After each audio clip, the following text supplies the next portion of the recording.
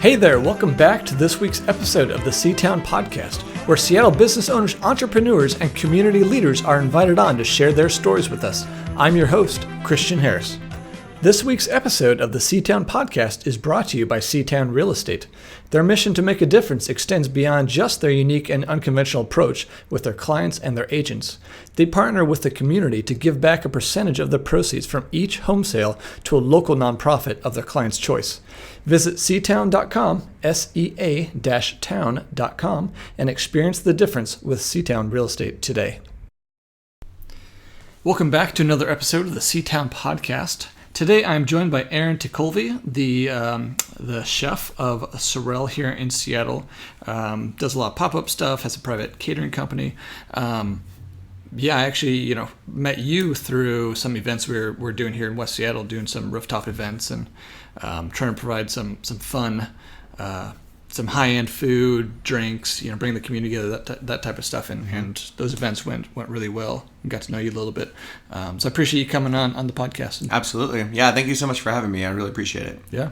So tell me a little bit about how you got started with your own business. I assume you're, a chef for a while before that. Mm-hmm. I mean, what's kind of your journey look like? Yeah, so Surrell, Surrell kind of started really in 2014, but it didn't have a name. And I was just doing pop-ups then, working in other restaurants. I worked at Lark for quite some time and was there as sous chef with John, worked at Canlis for a while, and was doing it just to explore my own creativity and really trying to find my voice in my craft, which I think everybody is searching for that in any profession where it's like, this is who I am within this industry. Right. I started working in restaurants when I was like 14 and a half for a small friend's cafe, friend of family friends, and did that for about 6 years, both working in the kitchen and front of house to make a little extra money, waiting tables. And then went off and followed a music career and was a professional musician for about 9 years. And then came back into the restaurant industry after that when our lead singer unfortunately had a back injury that prevented us from doing some things, and I kind of just fell out of love with the music industry. So I came into this industry, and then I was working in restaurants and just got on that path of like, I want to have my own thing. Mm-hmm. I want to open up a restaurant. And I was really on that path. And then I met my fiance and took a bigger look at the picture of like what I wanted in my life, and realized that I wanted a life-work balance rather than a work-life balance, and that I needed to make sure that whatever I'm doing with my work, that it serves my life and not the other way around. And I think a lot of the times when we get caught up searching for accolades or things, we forget sometimes to make sure we take care of ourselves, that if we don't take care of ourselves first, that we won't have anything to reap the reward, like to enjoy the rewards of winning things or being recognized in any way. So I kind of changed, and I realized like I'm been doing all these private dinners in people's homes. I'm cooking the cuisine I like to cook, whether it's through a 7 to 8 course tasting menu, whether it's hors d'oeuvres party where we're doing small bites paired with something, whether it's a 3 or 4 course menu. I'm still cooking my cuisine, and I think a lot of that comes from being, gotta give credit to my parents for raising me with a lot of respect. And in that turn, I feel that I treat people with a lot of respect and try my best to. Mm-hmm. So when I deal with clients and we start working and talking about things, I ask them a lot of questions. So all the menus are custom made. And that's kind of my way of, tailoring things specifically for like what they want. Because if they hate cilantro or if they are allergic to shellfish, it'd be really silly of me to pitch a menu that has like clams and cilantro on it. So I started realizing that. So I started doing some small parties here on the side, and then at the same time I was running this pop-up restaurant. For anybody who's run a pop-up restaurant specifically before, because there's like pop-up dress shops and pop-up barber shops and things. When you run a pop-up restaurant, you're bringing in, depending on the space, everything you need to cook. Mm-hmm.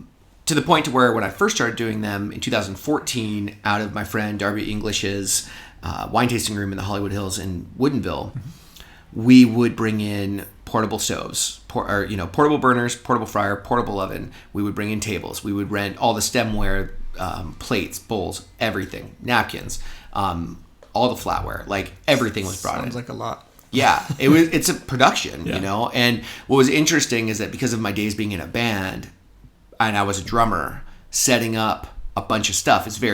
I'm used to it as a drummer. The load in, load out. You're the first one who has to set up, and you're the last one getting done. Yeah. And so I was really used to that. And I kind of liked it too. I like that ability to create something. So I had a lot of energy for it. As time went on, I wanted to be in Seattle more. I'd done some really great pop-ups over at a business called Whisk in Bellevue. They have an amazing kitchen where we could do some really special things. But I wanted a place that had more of a traditional restaurant feel to it in some ways, but also could be on some of the nights that I wanted to. And they have a business that's operational. We could only do things like on Tuesday and Wednesday nights. And I wanted to get more closer to the weekend. So I found a partner who had a restaurant in Queen Anne called the Bite Box, and they only do lunch and breakfast and lunch. So I was able to take over their space at night, and I would do things on Thursdays and Fridays, sometimes Saturdays. And we ended up getting some really nice attention from that. And it was kind of a slow roll, like trying to figure out what this is. Because still, on the pop-up side, it's kind of like a live art show for food in a way where, we're like, that day, we're there, we're doing our thing. We promote it and sell tickets to it because that really helps us make sure that we bring the right kind of food. And we're pretty much with the pop-up, I've only ever done some form of a tasting menu. So somewhere between 6 to 9 courses, typically, offering like a Washington wine pairing or something like that with it. But meanwhile, I've been running this private dining and catering business. And it's really all about bringing the experience of a great restaurant to you, whatever that means. It could be an hors d'oeuvres party, or it could be that 8-course tasting menu or a 3-course dinner. So I was running that as well. And then, as I mentioned, in 2016, I went off on my own, stopped working at the restaurant that I was at, and just really pursued this. And over that time, it really grew into something that I could depend on very well and start taking on some staff members and building up our team. But the pop-up was the only place where I didn't have to ask permission to do something. So like when you're in a client-based service, any client-based service, like I worked in sales before in my life and things like that, you have to ask a lot of questions to find out what do they need, what do they want at their event. And so with private dining, you ask a lot of those questions. I should say I get to do a lot of what I want to. I'm really fortunate. Like Seattle is such a wonderful place to be. I always say that Seattle, the Pacific Northwest as a whole, is a bit of a secret still. I mean, yes, Seattle has a good-sized population, but when you really think about all the major cities, any city with a football team, baseball team, and basketball team, and now a hockey team, we're one of the very smallest in the entire country. We're tiny for right? a world-class city. Yeah, which is great because we're not overrun by all these. We have a ton of massive companies, some of the biggest in the world, in tech and whatnot here in Seattle, but yet we don't have this wealth of companies coming in, bringing in these huge name chefs that kind of like steamroll a lot of locals, sure, or take a lot of attention away from them in the media. And so I feel really fortunate for that. We also have one of the most biodiverse regions in the world within less than a 300-mile radius. So when it comes to cooking, to me, you could not be in a better part of the country for sure. And definitely West Coast. Like, love you, California. Love your family lives in California. But, Southern California doesn't have anything on us. I appreciate that you can have tomato season for 4 months. But, when you can have something too often, you usually take it for granted. Sure. And here, we're celebrating the heck out of it right now. And then we'll say goodbye in a minute. And then we'll see you, come next July, late July. And that's really, to me, that makes you better. It also forces my creativity because I choose as a chef to be very regional and as micro-seasonal as I can, just meaning that I try to cook, the ingredients, at least the ones I'm showcasing the most, they're at their peak seasonality. It's somewhere in a 2 to 3 week period that we're working with those ingredients. And then we move on to new ones because I don't want to be cooking asparagus in August. That's silly. Yeah. Or cooking, there's a lot of things like, if I had a choice, I would only use citrus in the winter because that's when it's in season. A lot of people don't know these things. That's the fun thing about doing the pop-up is that it's also an educational opportunity. Or when I do dinners, I've done plenty of 6 to 8 course tasting menus, 4-course dinners where I'm right at the table explaining all the dishes because the guests would like that interaction with the chef. And so I can let them know about, the amazing amount of shellfish and other seafood we have in the Pacific Northwest, and when salmon's really at its peak, or halibut, or the kind of game that we have here. I mean, it's just a really phenomenal place to cook, and I've been really fortunate to work for other chefs over the years that have helped plug me into all these amazing people to know to then, whether it's a forager or a farmer, and then have those relationships so they inform me. Because there's a lot of science to like the reason why things ripen the right way, or why root vegetables have a certain level of sweetness. And once you know that, you can start unlocking, the layers of deliciousness that it has at the right time. Where when you're just like using any carrot any time of the year, it's going to fluctuate in how it tastes. And so your carrot dish in August is going to be a lot different than your carrot dish in November. Sure. What's cool about West Seattle too is if you come on a Sunday to the West Seattle market, which is year round, like that place is packed always. There's massive support for the businesses that are down there. And that always brings me a lot of joy, because there's some really also what people don't know is there's some really fantastic, some of the best ones that go to any farmer's market come to West Seattle. And I think a lot of that's just based on the community we have here. Sure. And it being so supportive. Right. Mine's year round, which is which nice, you can always count on it. Right. That's the thing that's super nice. I mean, other than that, this time of year, I go to that one and then Columbia City because it's on Wednesdays. And that's a super nice one to go to. It's really fun. It's in Columbia City, which is so great these days. Yeah. 15 years ago, 17 years ago when I was working down there, doing some club management for the Columbia City Theater itself. It was a little bit scarier area. Nowadays, man, it's crazy how great it is now. Yeah. Like, it's just fantastic. So it's really great to go down there on Wednesdays and be able to get things. I'll be sad when it closes for the year. Yeah.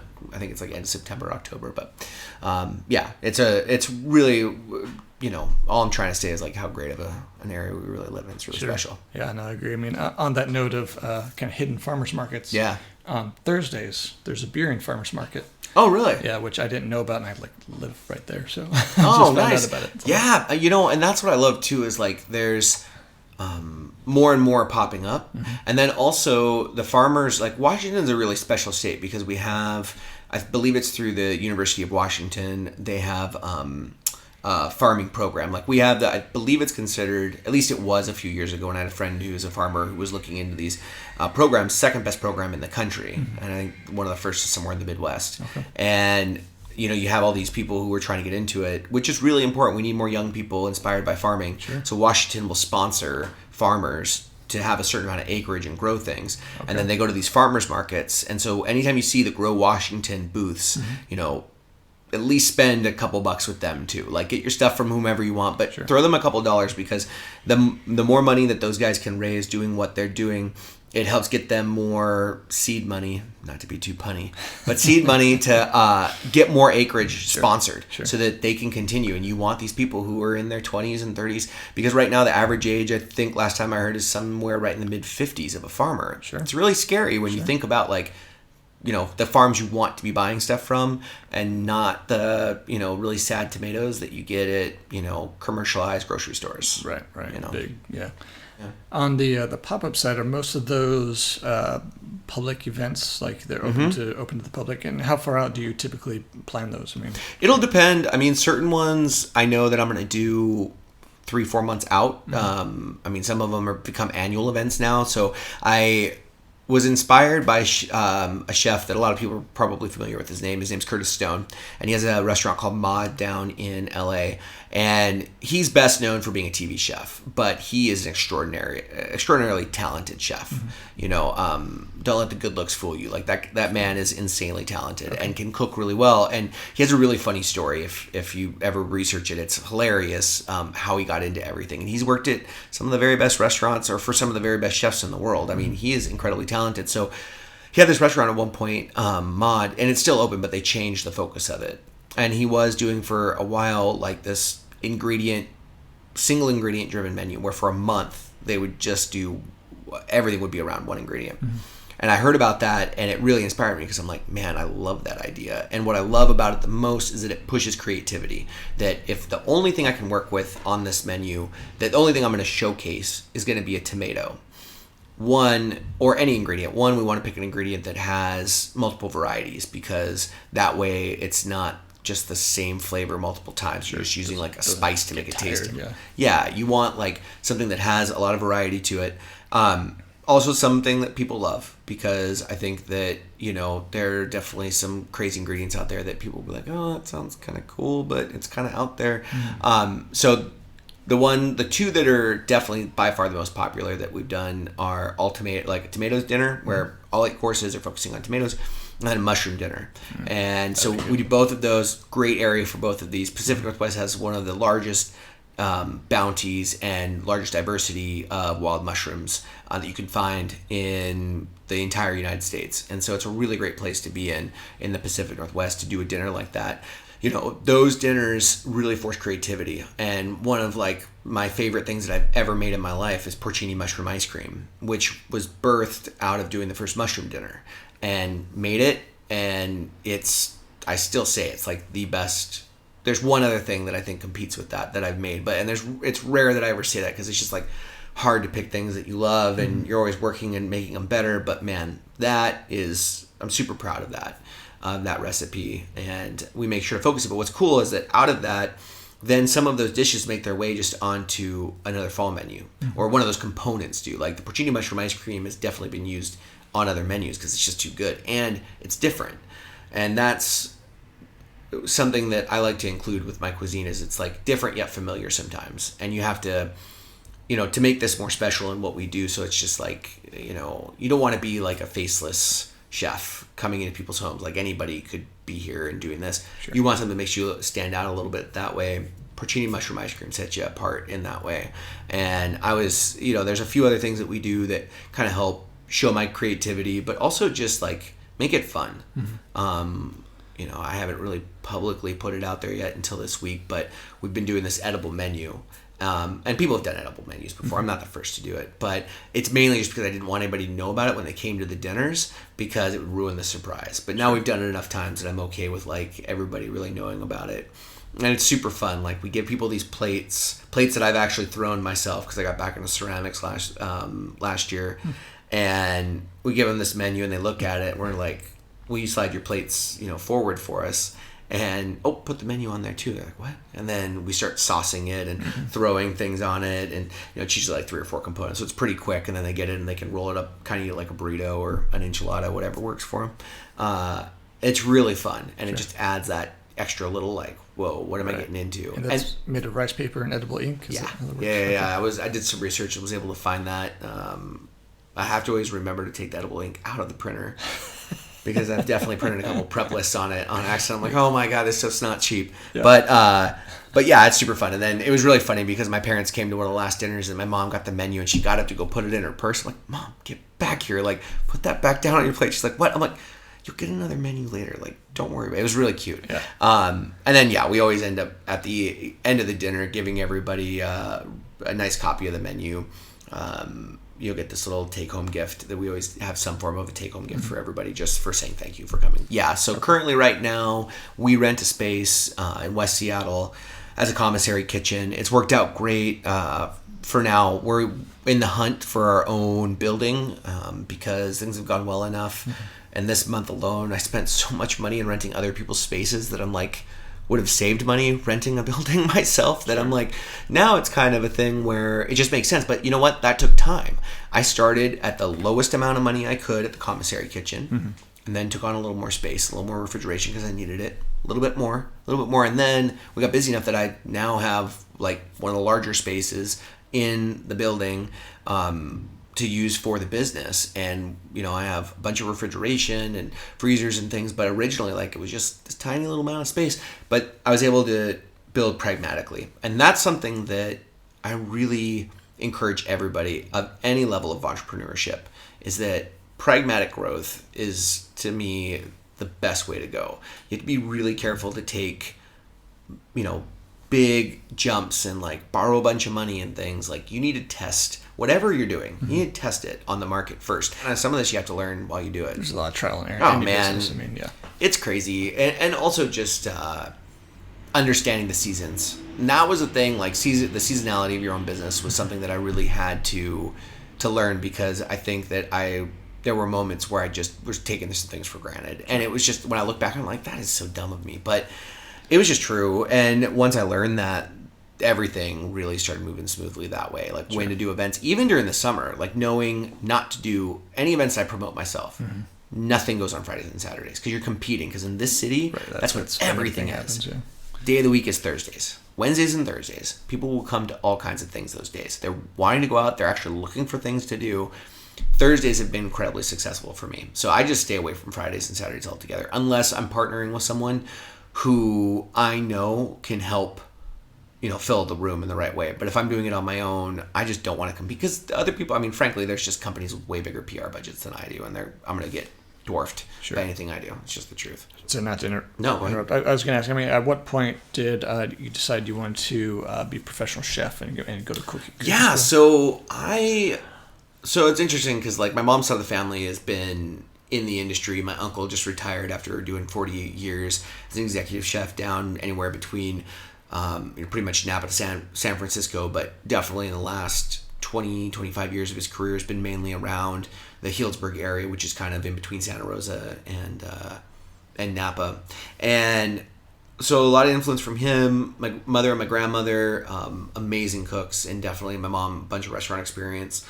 But the profession as a whole was just never taken very seriously. And so I didn't really take it seriously either. I also didn't really know, I knew I loved to cook, but I just never thought of that as a career necessarily until kind of like a lot of the food TV stuff. Mm-hmm. And it just kind of, I've no problem admitting that. Like, it was inspiring to see some of these people on Top Chef, like, doing some food that I hadn't seen before. Because, I'm from small town Montana originally. Like, I wasn't the only reason why was aware as a kid of, like, some worldly things is that my mom came from San Francisco, my dad came from Cincinnati, and they met in Montana really randomly. And so they both had, some travel under their belts and very aware of things. My grandmother, when she'd visit us, has traveled, like, a good portion of the world. So she, like, had all these things to share, cuisines that she's interested in. And especially them being from California, there's such diversity there that when we would go there, I'd see all kinds of things. So definitely grew up knowing of certain things, but, I didn't know. I knew what good food was, but there were a lot of things I didn't know what they were. Mm-hmm. So then the band had ended, and I was moving into an apartment with my best friend at the time. And the kitchen, I don't know what it was. Like, it's so cheesy, but the kitchen just kind of, like, spoke to me. It was a great kitchen. It was really fantastic. I just started cooking, and I was like, I wonder... I was also in a stage of my life where I was, like, very wanting to transition into something else. And so I called up my uncle and was like, hey, can I come down to California and work with you for a week? I want to see if I really am interested in this. And then if I am, like, enroll in culinary school after that. So went down in November, spent a week with him, totally got my butt kicked for a week. It was so much fun. As a pastry chef, he was also working on some baker's hours. So we'd be up at like 4 a.m. into the kitchen right away, and then working a long day, and then doing events at night. So I was not used to working like a 14-hour day, let alone even a 10-hour day, because when you work, for corporations, like, it's 7.5 hours with a half-hour lunch in there, and you're definitely taking your 2, 10 to 15-minute breaks or whatever it is, and that's like regimented. And so to basically double the amount of time we're working in a day was a bit of a shock at first, but I just loved the work, and so I dove into it, signed up for culinary school, went to the Art Institute of Seattle, which is now unfortunately defunct. Yeah. But I was really fortunate when I went there, because there was a really great group of instructors, chef instructors who were there. Mm-hmm. And one specifically was massively impactful on my career, and a couple others that were just very inspiring in general. So I took to that. I absolutely love culinary school, and then just got plugged into the right restaurants to kind of start. Like, Lark was the first stop. And I think what was interesting for me is, like, I had so much other life experience coming into that, that what I really needed to learn was like how to have the nuance and skill to cook great. Mm-hmm. Like, I had plenty of cooking background, but when you're talking about a professional kitchen, it works very differently. Right. But what I did have was a ton of managerial background. I had the right kind of attitude. I was willing to work hard. I had all these kind of intangible things, and then other stuff that I learned from working in other industries that I could apply. Mm-hmm. And I was really dedicated, and I was old enough, because this is kind of a second career for me, that I wasn't like looking to just go to the bar after work all the time. Like, when you're 22, 23, like, you got to work, but what you really want to do is be social. And I got a lot of that out in being in the band for all those years. All those great times with the band, I was able to exercise a lot of that. So now it was just about, I want to come in, I want to crush it at this, I want to be the absolute best, and I'm competitive, so I want to be better than everybody. Even though I'm brand new, I'm going to get better than everybody I'm around. And so I was just nose to the grindstone and just rose super, super quick just by, being good at what I was doing. And that's one of the things that I love about kitchens is that they're always a meritocracy. You always know who's the best. Yeah. You always know who's working hard, and you always know who's not. And that's one of those things that anybody who, to me, want to work for somebody who recognizes that, and the people who work for them, and you get promoted because of that. So I just rose up really fast, and my nose was always in a book, trying to read something, watching whatever I could, whether it was documentaries or even just TV shows, because there's a lot of really great things that are buried in a lot of these cooking TV shows if you're watching the right ones, especially ones like Mind of a Chef that was on PBS. I hope it comes back, but with Anthony Bourdain passing and that being one of his shows through his production company, who knows if it ever will. But I think it has 6 seasons. Those are extraordinary seasons with so much information in there. I loved watching that, and Top Chef just because it's entertaining, and especially some of the early seasons were just so great. And then just rose and ended up getting lead line cook and then sous chef and then really running the restaurant for a while. And then it was, after 3.5 years, it was kind of time to go do something else. So segued out of there and started to work on some other things. But it's been a really interesting path. It's very different than a lot of my colleagues, because a lot of people I know, this is the only industry they've ever worked in, and I've this is kind of the third industry for me that I've worked in my life, which is kind of interesting. I love what you're doing, the creativity and the high quality and attention to detail and stuff. So I'm looking forward to coming to more of your pop-up. Yeah, it'd be great to have you at one. The pop-up, it's the other thing that I love about what I do that I think is actually one of the passion killers in a restaurant is that I do not have monotony, and I guess if you want to go, well, you had to clean mushrooms for an hour. I'm like, yes, okay. The 1 hour of cleaning mushrooms is a little monotonous, sure. But because of what I do, I can throw a podcast in or listen to some music, relax, do it as fast as I can, but I'm not in the stress of a restaurant where, oh my God, service is in 2 hours. You got to get this up really, really fast. Right. And then you're trying to figure out what to do, and you don't do that necessarily. It's great. We can, with Surrell, we can break things out in a way that's much better that way. So the quality of life for the work that we do is much higher. But what's great is that we have all this diversity. So we'll do the pop-up. We'll do maybe one of those a week or 2 of those a week. Then we'll do an hors d'oeuvres party for a wedding. Then we'll do a 12-person sit-down dinner in their home. Then we'll go do a big Washington wine event. And that kind of diversity, it's constantly refeeding my energy for this industry and for what I do. And just, I don't know, I am so proud of the people who work with me, because I have this amazing team that I've assembled that has a ton of passion for what we do. And I think they too see this is different. This is not the same as working for any other business, because we get to do something special, but we don't have to do it every night. And that's the killer, that consistency. Consistency is a great thing when you're talking about technique, the technique of doing it. But if you have to pan roast the same piece of salmon every single night for nights on end, weeks, months, God, talk about getting bored after a while. And hey, more power to the people. If you just need a job and it's the same as changing tires as it is as flipping burgers, more power to you. There's nothing wrong with that. It's just if you're, it's a grind. If you're a creative though, you got to be careful of that, especially with being an entrepreneur and owning your own business. Those little burnout things that you have to be aware of, to not let that creep in and be that thing in your ear where, man, it'd just be great to burn this thing down and go work for somebody else. I just hired my first GM for Surrell. She is amazingly organized and motivated, and she's motivated in her personal life, she's motivated in her professional life. She is going to help make this company be even better than anything I could do, because I can't do any one thing full-time only.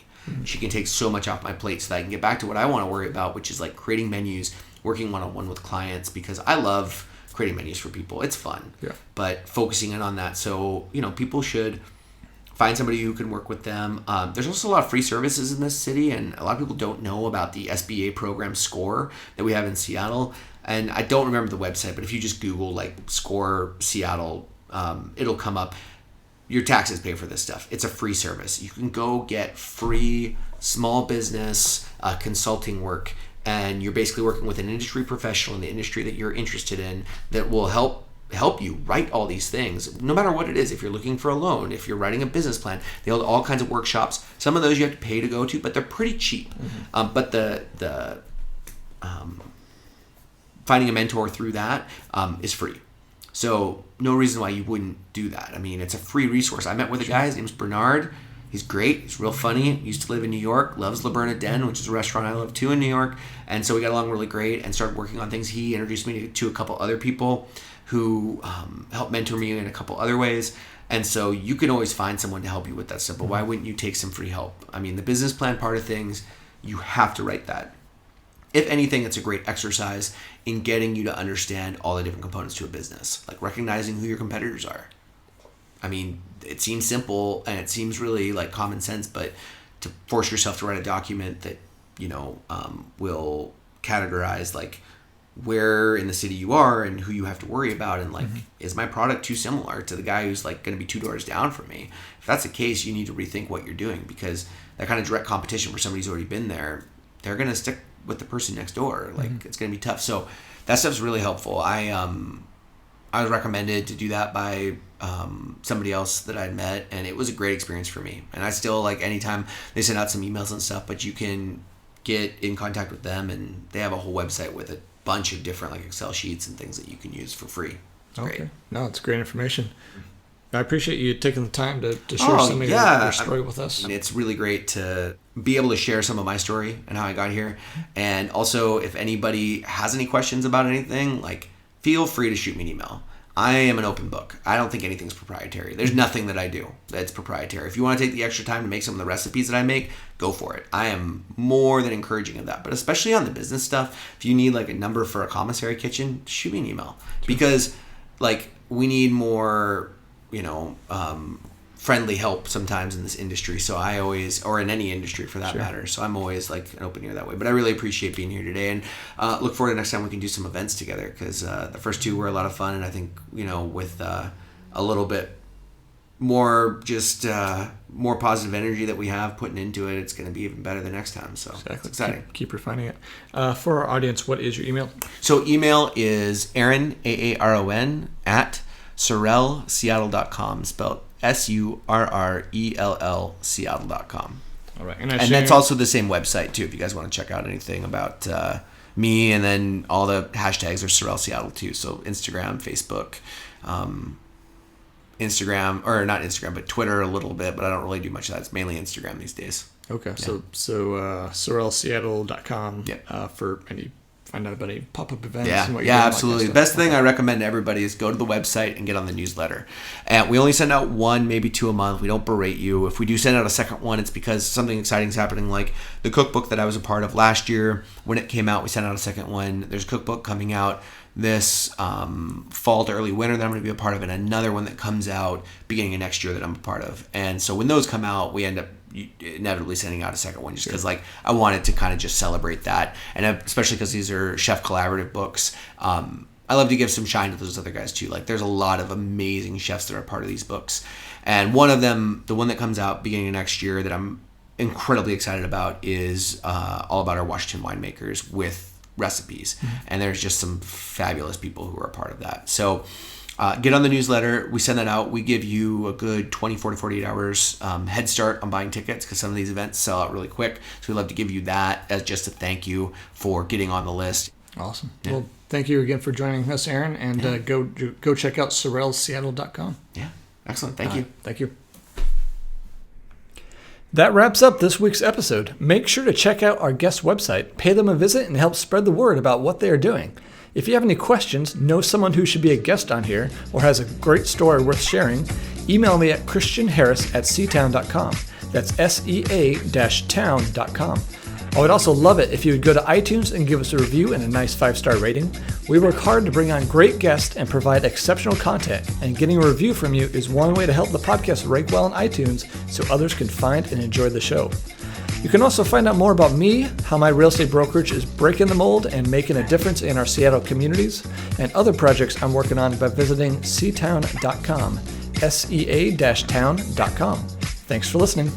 The music for our podcast is courtesy of The Fascination Movement. You can find their albums in the iTunes Store. You can also listen to more episodes and find all our show notes on our website at seatownpodcast.com. This has been a Seatown Media production.